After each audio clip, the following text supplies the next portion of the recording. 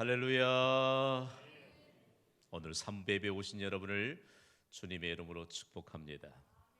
11월 한 달 동안 감사할 일도 가득 채워지는 하나님의 은혜가 임할 줄 믿습니다. 이 순종하는 자가 복이 있습니다. 순종하는 자가 복이 있다는 사실들을 매번 강조해도 지나침이 없습니다. 오늘은 조금 썰렁한 얘기로 말씀의 문을 좀 열려고 합니다. 예수님이 말씀을 전하던 그 시대는 배고픈 시대거든요.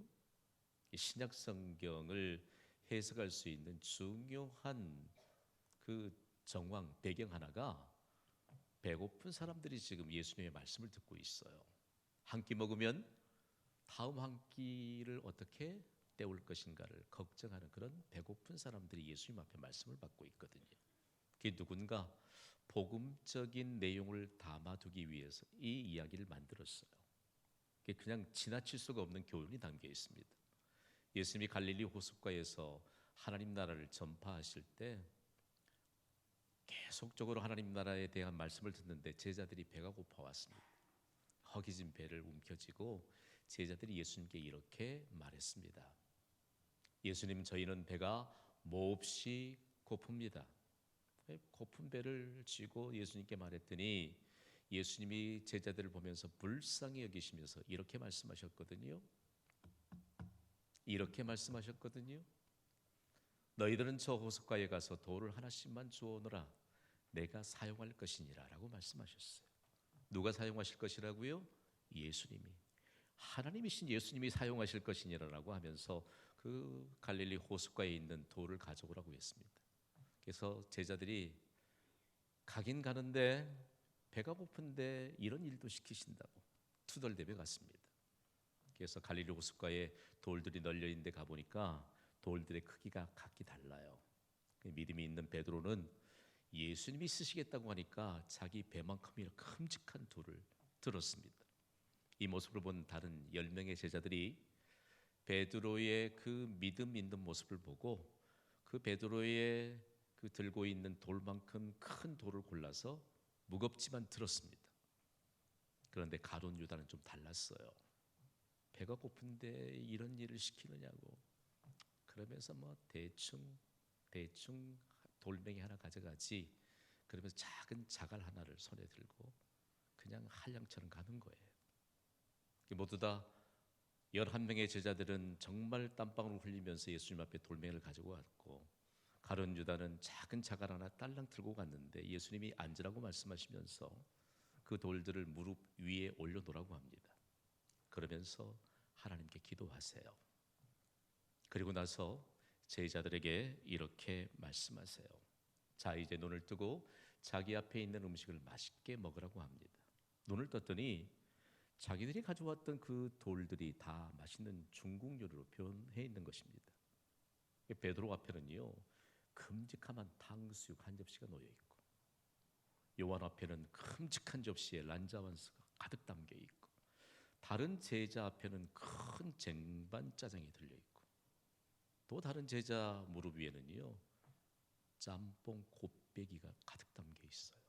너무 탄성을 지르고 좋아하는데 제자들의 생각에 달랑 자갈 하나 들고 왔던 가룟 유다는 과연 어떤 음식을 갖고 있을까 궁금해서 일제히 가룟 유다를 주목해 보았습니다. 가룟 유다가요 손에 단무지 몇 조각을 들고 한숨을 푹푹 내쉬고 있어요. 여러분, 예수님의 말씀에 대한 순종은 절대적입니다. 생명입니다. 순종하는 자가 복이 있습니다. 순종은 우리의 생각대로 내가 생각하면 이 정도를 주실까? 천만에요. 우리가 순종하면 하나님의 규모를 경험하게 되고 하나님의 속도도 경험하게 되고 하나님이 약속하신 복이 무엇인가를 비로소 경험하게 되는 은혜가 임하게 될 줄 믿습니다. 정말 복음적인 내용이에요. 이 시대에 너무나 자기 생각에 갇혀있고 그 다음에 자기의 인생의 경험이 무엇이 그렇게 중요하다 내 생각에는 내 경험으로는 마치 모든 것 다 해본 것처럼 이런 얄팍한 생각이 우리로 하여금 예수님의 말씀에 순종하지 못하게 하는 것임을 이 시간 깨닫는 은혜가 있기를 간절히 소망합니다. 인류 역사를 보세요. 하나님은요, 순종한 한 사람을 통해서 하나님의 계획을 이루어 가셨습니다.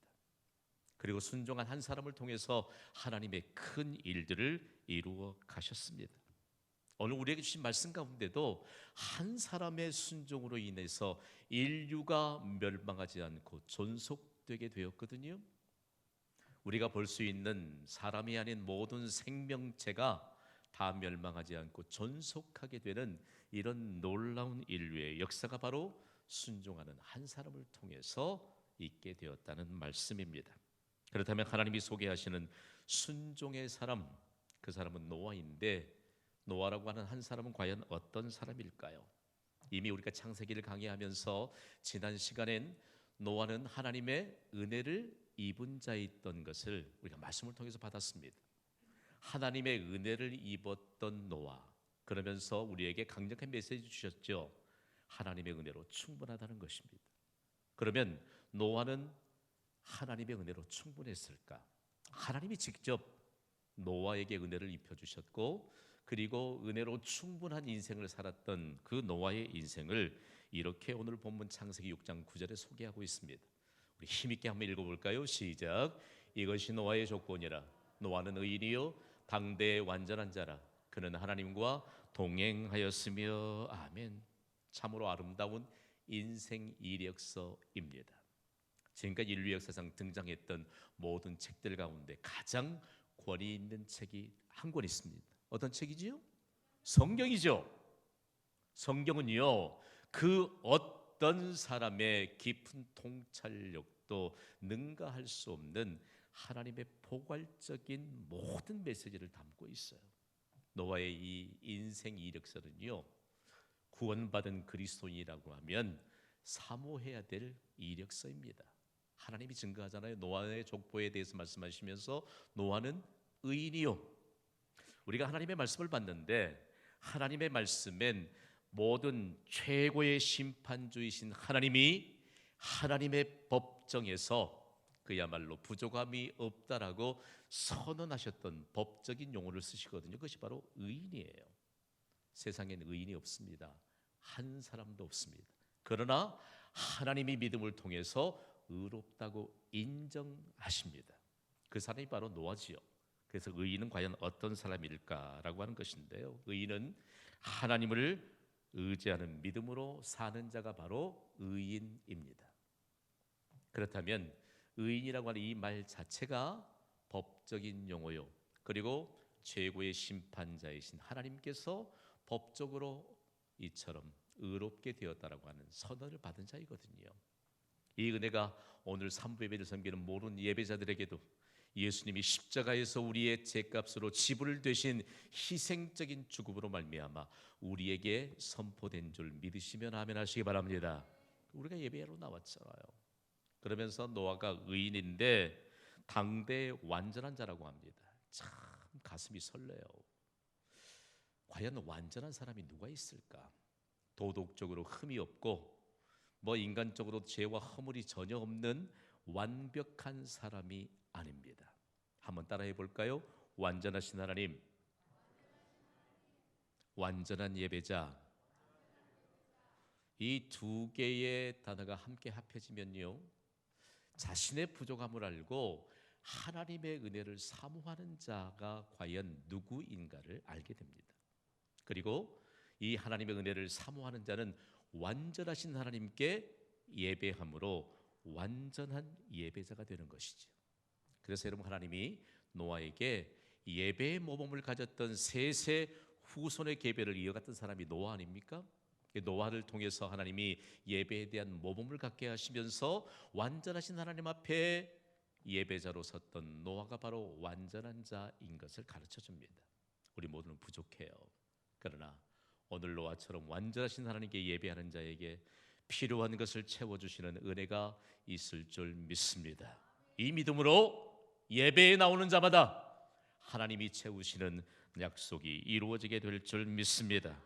그래서 오늘을 사는 그리스도인들을 가장 정확하게 표현한다면 완전하신 하나님을 예배하는 자입니다. 그러니까 우리가 완전하신 하나님 앞에 완전하신 하나님을 예배하기 때문에 오늘 우리에게 믿음의 상속자가 되어서 하나님이 약속하신 복을 누리게 되었다는 사실들을 우리에게 가르쳐 줍니다. 그래서 딱 한 사람을 하나님이 지목하세요. 지목하시는데 그 사람이 바로 노아인데, 노아에게 인류를 심판하실 경고의 메시지를 주십니다. 노아가 받았던 이 경고의 메시지는 과연 무엇일까라고 하는 것인데요, 중요한 것은 아직 세상이 경험하지 못했던 하나님의 심판을 경고의 메시지로 줍니다. 우리 좀 말씀을 받을 때 여러분이 오늘 믿음의 밭에 하나님의 말씀을 좀 심어 놓는 그런 과정이 있어야 되거든요.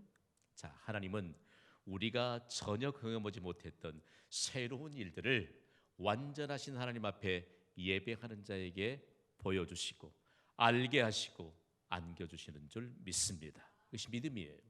내가 전혀 믿음도 없이 그동안에는 그런 새로운 하나님의 역사에 대한 것도 없이 예배에 나왔는데, 오늘 노아를 통해서 우리에게 믿음의 문이 열려지면 오늘 비로소 그동안 드러나지 않았던 새로운 하나님의 역사가 임한다는 사실입니다.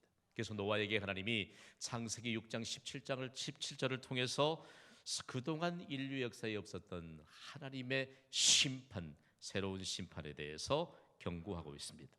오늘 본문 창세기 6장 17절을 함께 읽습니다. 시작.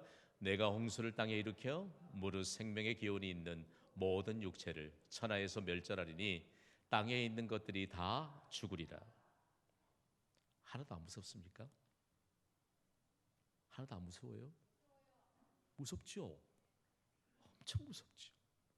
자, 하나님을 닮은 존재, 하나님을 대표하는 존재로 사람을 지으셨는데 그 사람들을 모두 다 생명을 멸절시키겠다고 합니다.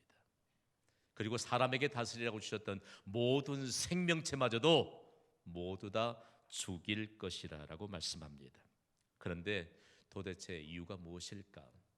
오늘 창세기 6장 11절은 그 이유에 대해서 이렇게 밝히고 있습니다. 읽어보시죠. 시작. 그때 온 땅이 하나님 앞에 부태하여 포악합이 땅에 가득한지라. 자, 보면요, 하나님이 말씀하셨음에도 불구하고 하나님의 말씀을 따라 살지 않습니다. 그러니까 자기 마음대로 사는 것이죠. 오늘 이 시대도 가장 무서운 사람이 있다면 하나님의 말씀을 따라서 살지 않는 사람들이 가장 무서운 사람들이에요. 여러분, 하나님을 알지 못한 채 살아가는 사람들이 못할 일이 어디 있겠어요? 인간의 상식선을 벗어난, 그리고 하나님을 절대로 알지 못하는 사람들을 향해 하나님은 경고의 메시지를 주시는데, 하나님 앞에 믿음의 모범을 가진 완전하신 하나님 앞에 예배자로 살아가고 있는 노아에게 주셨다는 말씀입니다. 자, 오늘 말씀은요, 우리에게 어쩌면 인류 심판에 대한 경고의 메시지를 주시는데 이 경고의 메시지로 인류가 끝이 날까? 전혀 그렇지 않아요. 경고의 메시지를 노아에게 주시더니 하나님은 하나님의 심판에 대비할 방주에 대한 명령을 주십니다. 오늘 본문 창세기 6장 14절과 15절 말씀을 우리 함께 읽습니다. 시작. 너는 고페르나무로 너를 위하여 방주를 만들 때 그 안에 칸들을 막고 역청을 그 안팎에 칠하라. 내가 만들 방주는 이러하니 그 길이는 300규빗, 너비는 50규빗, 높이는 30규빗이라. 아멘. 자, 많은 사람들이요, 하나님 존재 자체를 부정하면서도 방주를 안 돼요. 희한하죠. 자, 오늘 우리에게 하나님이 말씀하신 이 방주에 관한 명령은 노아를 위해 주신 말씀입니다. 따라할까요? 너를 위하여 방주를 만들되. 놀라워요.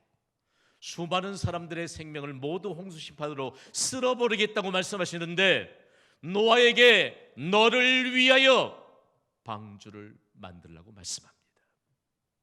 이 방주는 도대체 어떤 것일까? 방주에 대해서 안다고 하지만 방주는요, 구약의 원문이 히브리어로 테바라고 하는 이 단어를 사용하고 있거든요.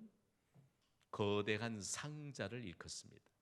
그런데 이 거대한 상자가 너무 커서 거대한 배인 것이죠. 농구 코트를 2개 나란히 두고 그 농구 코트 2개 뒤에 10줄로 농구 코트 20개를 합해 놓은 공간입니다. 엄청 크지요. 그래서 배 규모로 따지면 4만 3천 톤의 규모에 이릅니다. 지구상에 현존하는 17,600여 종의 생명체를 암수 한 쌍씩 합하면 35,200마리죠. 35,200마리를 노아를 위해서 만들라고 말씀하신 그 방주 안에 태우면 겨우 3분의 1만 차지할 정도로 거대한 배입니다. 자, 이게 무슨 얘기냐면요. 노아도 우리와 똑같이 연약한 사람입니다.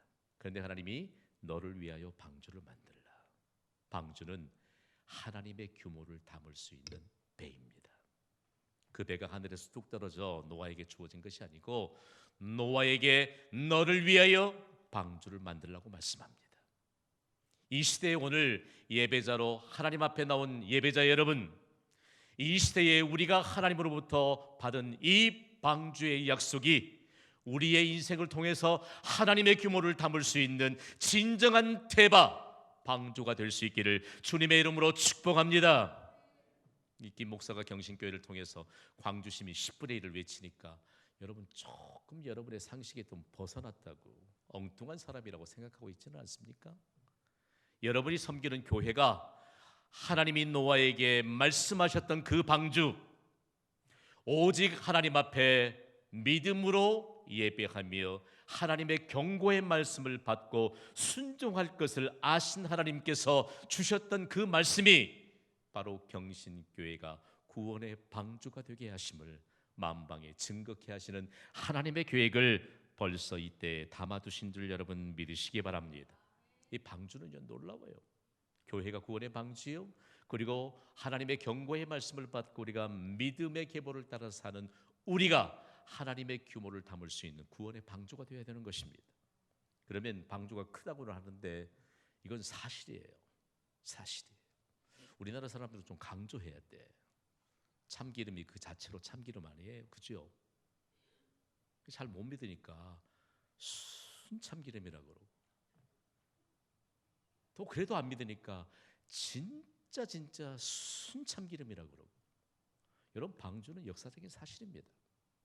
그래서 성경을 토대로 권위 있는 학자들이 방주의 실물 모형을 건조했습니다.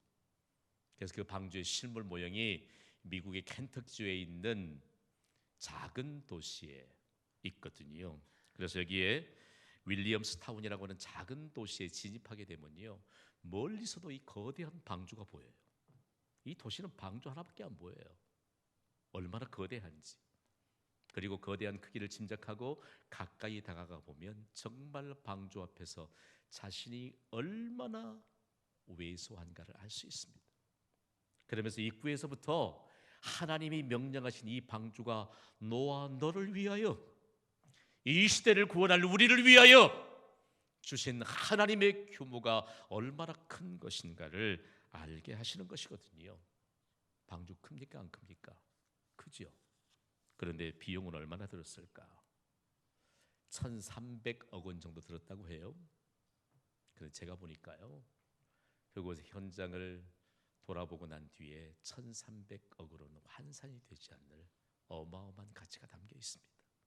이 방주가 하나님이 노아에게 명령하신 대로 건조되기 위해선 정말 각계 이 학계의 권위를 가진 대표적인 수많은 학자들이 그곳에 자기의 생명을 쏟아부었습니다. 그리고 권위 있는 신학자들이, 성경 해석자들이 한치의 착오도 없이 하나님이 노아에게 명령하신 이 방주를 그대로 재현시켜서 건설하기 위해서 생명을 쏟아부었습니다. 여러분, 이것을 어떻게 돈으로 환산할 수 있겠습니까? 그러면서 그 내용을 조금 더 살펴보았더니 어느 누구 한 사람이 기부해서 된 것이 아니에요. 비전을 가진 한 사람이 방주를 짓겠다, 그리고 하나님의 창조, 그리고 홍수 심판에 관한 내용들을 다시 역사적인 사실로 증거하겠다고 하는 이 비전 하나가 수많은 사람들로부터 이 거대한 방주를 실물대로 건조하기에 부족함이 없는 재정을 모을 수 있었다는 것입니다. 놀라운 일이에요. 그러면서 실내에 들어가 보면 이 실내의 규모가 어마어마합니다. 120년 동안 방주를 지었거든요. 그러니까 노아와 그의 식구 7 합해서 8사람이 120년 동안 하나님의 규모를 담아낼 수 있는 방주를 지었습니다. 미국에서도 여러 기독교인들이 그곳에 순례자가 되어 방문하고 있고요. 전 세계적으로 여러 사람들이 그곳을 방문하는데 저는 이곳에서 얼마나 큰 도전을 받았는지 몰라요. 따라합시다. 하나님이 채우셨습니다. 하나님이 채우십니다.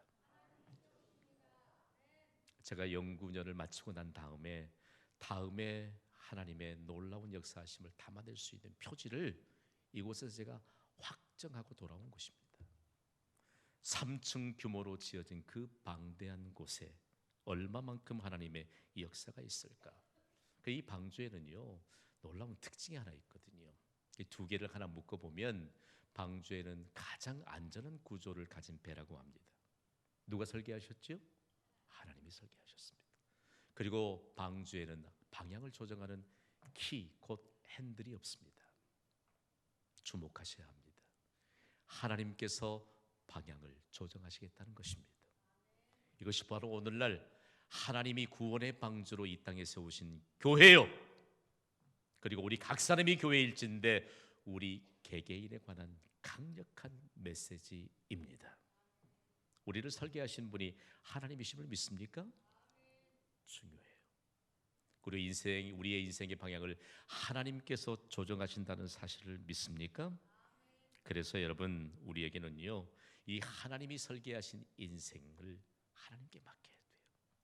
이 테바라고 하는 말을 우리가 함께 조금 짧은 시간에 살펴보지만 하나님이 하나님의 규모를 담을 수 있는 그 상자를 테바라고 말씀하셨는데 출애굽기에 보면 애굽의 압제 아래에 있던 이스라엘 백성들을 구원하시기 위해 한 사람과 한 남자와 한 여자를 결혼시켜서 부부가 되게 하십니다.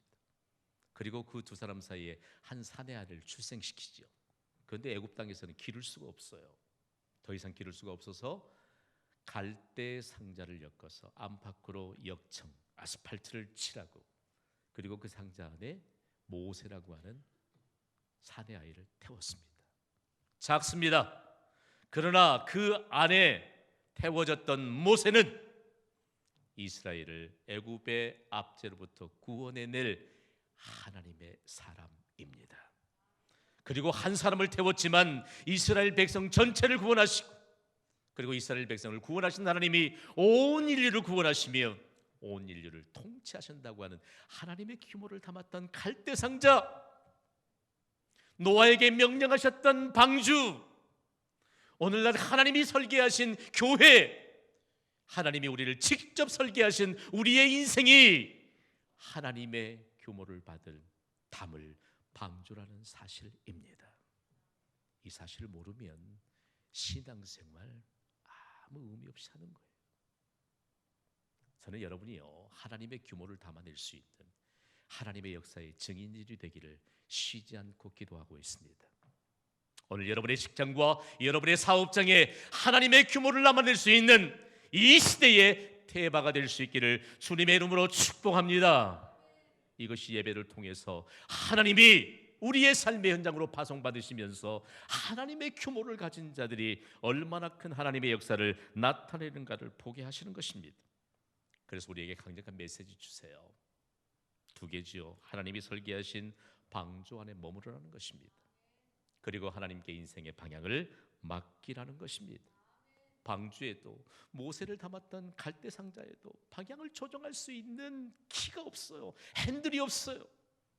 그러나 하나님은 그 갈대 상자가 나일강을 따라 흐를 때 가장 유력한 자 앞에 멈추도록 하나님이 조정하셨어요. 오늘 현대 교회를 섬기면서 우리가 오해하는 거 하나 있어요. 내 인생의 방향을 내 마음대로 조정해. 하나님이 멈추라고 하지 않으셨는데도 멈추고 말이에요. 그리고 할 말 다 해. 할 말 다 해. 그게 무슨 하나님의 규모를 담아낼 수 있는 태바냐고요. 그게 무슨 하나님의 능력, 하나님의 영광이 선포된 예배에 참석하고 있지만 이 예배에 과연 하나님의 규모를 담아낼 사람은 누구인가? 지구상에 수많은 교회들이 있지만 하나님의 규모를 담아낼 수 있는 교회는 과연 어느 교회인가?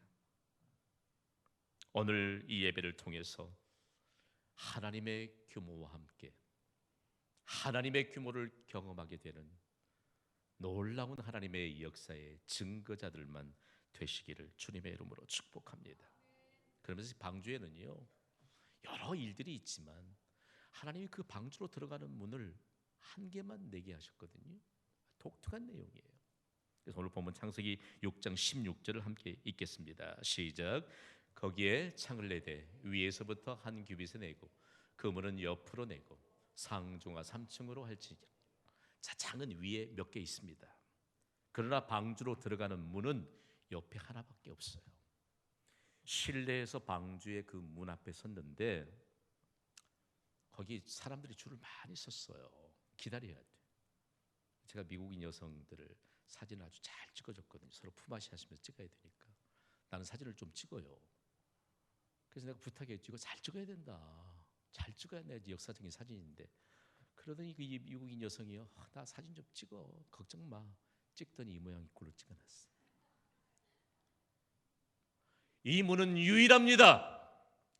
이 유일한 문으로 노아의 가족 8사람과 노아에게 명령한 대로 생명체 암수 각기 한 상씩, 좀 더 뒤로 가면 세밀하게 정결한 짐승은 하나님께 드릴 제물이 되도록 7상씩 시켜야 하거든요. 구원의 문은 유일합니다. 이 유일한 문은 온 인류의 유일한 구원자요 구원의 문이신 예수 그리스도를 예표하고 있습니다. 한 문밖에 없어요. 이 구원의 문이 축복의 문인 줄 믿습니다. 세상 사람들은요 노아가 이처럼 하나님의 명령을 받고 과연 어떻게 했을까에 대해서 관심이 많아요. 그런데 이 방주를 돌아보면서 가장 저희 부부의 주목을 끌었던 공간이 하나 있는데 노아의 가족들이 예배하는 공간입니다. 발걸음을 멈췄습니다. 한편에는 노아의 기도가 계속적으로 음성이 들려 나오고 한편에는 그 노아의 기도가 우리의 기도가 되어서 울려 퍼져요. 노아와 그의 가족들은 방주 안에서도 하나님 앞에 예배자로 사는 것을 멈추지 않았습니다. 그러니까 기도의 제목이 온 세상을 향한 기도의 제목이 노아의 가족 8사람을 통해서 계속됐다는 것이죠. 그러면서 노아를 통해서 왜 방주 안에서 이런 거대한 일들, 하나님의 역사들이 계속해서 진행됐을까? 노아가 하나님의 명령에 순종했기 때문입니다. 노아는요 하나님이 노아에게 명령하셨지만 하나님의 명령에 순종한 노아의 순종의 결과입니다. 노아가 하나님의 명령에 순종하지 않았다면 방주는 없습니다. 노아가 하나님의 명령에 순종하지 않았다면 인류의 존속은 없습니다. 생명체의 존속도 없는 것이죠. 그래서 오늘 본문 창세기 6장 22절은 이렇게 증거하고 있습니다. 읽습니다. 시작. 노아가 그와 같이 하여 하나님이 자기에게 명하신 대로 다 준행하였더라. 아멘. 순종이라고 하는 말을 자칫 생각하면 아주 피상적이 될 수 있어요. 순종 그 순종이지 뭐. 순종은요 무엇인가 말을 하신, 쉽게 얘기하면 우리에게 명령하신 하나님의 말씀을 가치 있게 여겨 존중하는 것입니다. 저는 이 말씀을 좀 옮겨놓기 위해서 연구하다가 인류 역사를 내려오면서 참 감당 못할 역사적인 인물들이 많았잖아요. 그런데 알렉산더 대왕은 정말 세상이 감당할 수 없는 건출한 인물 아닙니까? 그런데 이 사람이 순종 앞에 참패를 당합니다. 그 사람은 승승장구했던 사람 아니에요? 그런데 알렉산더 대왕이 누구 부러울 것이 없던 사람이라고 생각했는데 그 마음속에 정신적 지주가 되었던 스승이 한 사람이 있었습니다. 알렉산더 대왕 시대에 살았던 아주 유명한 철학자 디오게네스가 그의 마음속에 정신적 지주였고 영원한 스승이었습니다. 만나고 싶겠지요. 그런데 어느 날 정말 특별한 기회를 따라서 알렉산더와 그리고 디오게네스가 한 자리에서 만났습니다. 그때 얼마나 기뻤던지 알렉산더 대왕은 자신의 지위와 체면도 잊은 채 디오게네스에게 이런 고백을 합니다. 디오게네스 선생님, 당신은 나의 위대한 스승이십니다. 나는 당신의 제자입니다. 나는 당신을 평생 존경하며 따를 것입니다. 그러니까 이 디오게네스가 너무 감격스러워서요. 그러다가 이 지혜가 뛰어난 분이 이 알렉산더 말이 정말일까? 그리고 테스트해 봅니다. 그 현장에서 비린내나는 생선 2마리를 알렉산더에게 주면서 앞으로 2주 동안 이 생선을 당신의 호주머니 속에 넣고 다니세요. 알렉산더 대왕이 어떻게 반응했을까요? 화를 버럭 내면서요. 아니, 비린내나는 생선을 2주씩이나 호주머니에 넣고 다니라는 말입니까? 도대체 그것을 말이라고 하십니까? 나는 못합니다. 그랬더니 디오게네스가 머리를 흔들면서 이렇게 말했습니다. 당신은 그토록 나를 존경하고 앞으로도 따를 것이라고 말하지 않았습니까? 그런데 당신이 나에 대한 이 존경이 이까지 비린내나는 생선보다 못하단 말입니까? 처음으로 알렉산더가 참패를 당했던 순간입니다. 여러분, 하나님은 복의 주관자이시고 우리에게 말씀하신 대로 복 주시는 분이심을 믿습니다. 하나님, 나를 구원하셨으니 평생 동안 나는 영영토록 하나님의 말씀을 따르겠습니다. 순종선언이 있었어요. 그런데 하나님이 말씀하셔도 못하겠다고 말씀하시는 것은 과연 무엇 때문입니까? 우리에게 순종을 통해서 하나님의 규모를 담아낼 수 있는 이 시대의 태바가 되도록 경신교회를 세우셨습니다. 하나님이 설계하셨습니다. 우리 모두를 하나님이 설계하셔서 하나님의 규모를 담을 수 있는 태바로 이 세상에 보내셨습니다. 그리고 하나님의 말씀에 순종하는 자를 통해서 하나님의 하나님 되심을 나타내기를 원하십니다. 우리의 고백은 어디 갔습니까? 하나님은 사무엘 선지자를 통해서 충격적인 선언을 하셨습니다. 사무엘상 2장 30절입니다. 읽습니다. 시작.